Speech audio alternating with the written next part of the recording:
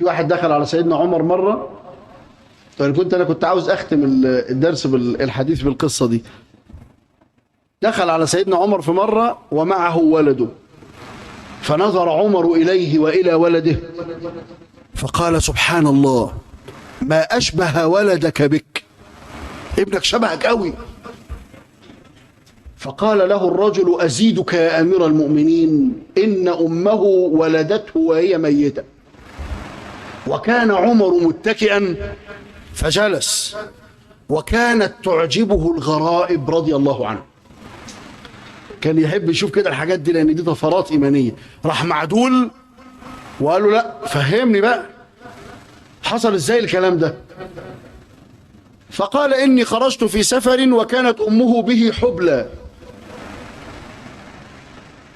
فقالت: أنا على شفا ولادته، أنا خلاص هولده وأنت ماشي، وكان قد أعوزني السفر، لازم أسافر.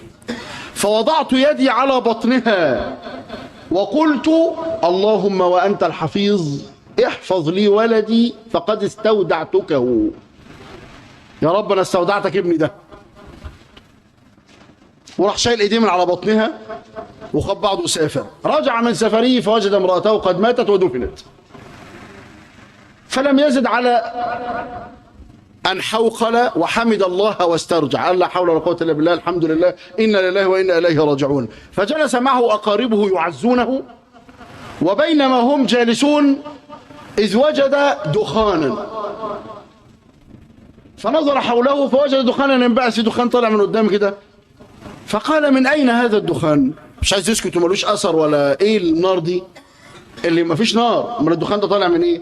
فقالوا: إنه من قبر امرأتك. فقال الرجل: والله ما علمتها إلا امرأة صالحة تصوم النهار وتقوم الليل وتتصدق، يبقى يطلع من قبرها نار؟ مش ممكن. فقاموا جميعا لينظروا، فنبشوا قبر المرأة فوجدوا المرأة جالسة وهي ميتة، والغلام يرتضع من ثديها. فحمل غلامه ورجع متعجبا، فبينما هو راجع إذ نودي: قد استودعتنا ولدك فرددنا إليك وديعتك. حفيظ ولا لا؟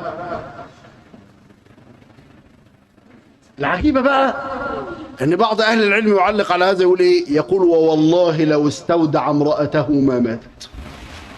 لو قال له كمان: يا رب استودعتك مراتي، والله ما تموت هي رخر. انا قلت لك قبل كده ابن ابي الدنيا ليه جزء اسمه من عاش بعد الموت،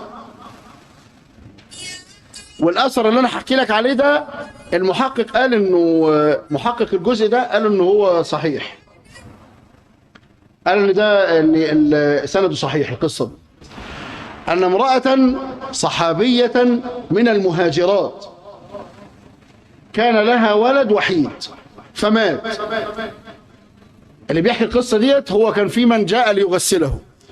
قال: فدخلنا إليه لنغسله فوجدنا العجوز قد أتت عند رأسه وجلست وقالت: اللهم إن كنت تعلم أني إنما هاجرت ابتغاء مرضاتك واتباعا لنبيك صلى الله عليه وسلم فأحييه الآن.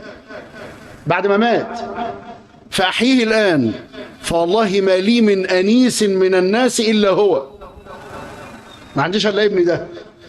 قال الذي يرويها: فوالله ما لبث أن تغدينا معه. قام وصحي واتغدى معانا. الفجوة اللي بيننا وبين ربنا سبحانه وتعالى في إنك مش واثق في ربنا، ولازم تعترف بكده. انت من جواك مش واثق في ربنا حقيقه. لو في ثقه هيبقى كده، هتلاقي نفسك تكلم ربنا سبحانه وتعالى كده بالشكل ده. والله لا تكسر سن الربيع، فاكرين الاثر ده؟ لا تكسر سن الربيع. ليه؟ انا عندي على الله يقين، مع ان لا يؤخذ منه الحكم. قبل ذلك النبي صلى الله عليه وسلم قال له ايه؟ بل تكسر سن الربيع. هتكسر، هكسرها. والله لا تكسر سن الربيع يا رسول الله. هو بيقول والله ايه؟ انا في انا بيني وبين ربنا علاقه مش هيكسر سنه اختي. مش ربنا سبحانه وتعالى مش هيرضى ان انا ابقى زعلان. انا عارف كده. ودي زي ما قلنا حاله ايمانيه، مقام بيصل اليه الانسان، حال كده بيصل اليه الانسان بتبقى ايه؟ بتيجي مش ان انا اتكلف اقول كده، مش ان انا اتكلف اقول اللهم اني اقسم عليك، دي بتطلع من جوايا غصب عني.